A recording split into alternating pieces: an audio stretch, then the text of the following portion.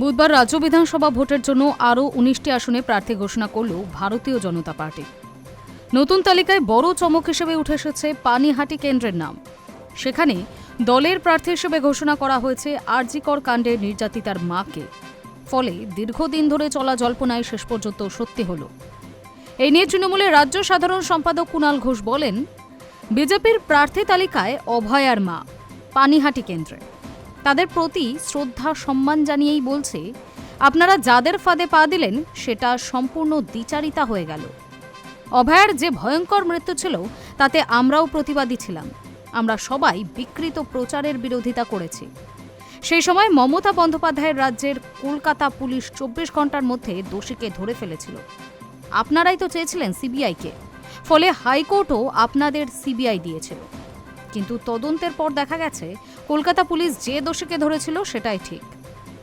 আরও বলেন, আপনারা ক্রমাগত বলেছেন সিবিআই বিচার দেয়নি, কিন্তু সিবিআই আসলে বিজেপির। আপনারা প্রধানমন্ত্রী স্বরাষ্ট্রমন্ত্রীর সঙ্গে দেখা করতে চেয়েছিলেন, ১ মিনিটও সময় দেননি তারা আপনাদের। উপেক্ষা করেছেন, অপমান করেছেন, আর আপনারা সেই বিজেপিরই প্রার্থী হলেন। কয়েকদিন আগেই মেয়ের বিচার পাওয়ার লড়াইকে আরও জোরদার করতে রাজনীতিতে যোগ দেওয়ার সিদ্ধান্ত নিয়েছিলেন অভয়ার বাবা মা।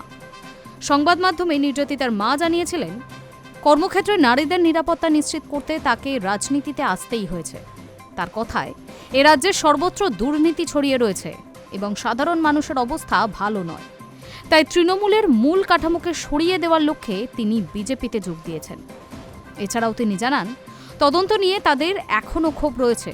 বিশেষ করে সিবিআই এর ডিরেক্টর এবং কর্মকর্তা সীমা পাহুজার ভূমিকা নিয়ে অসন্তোষ প্রকাশ করেছেন তিনি।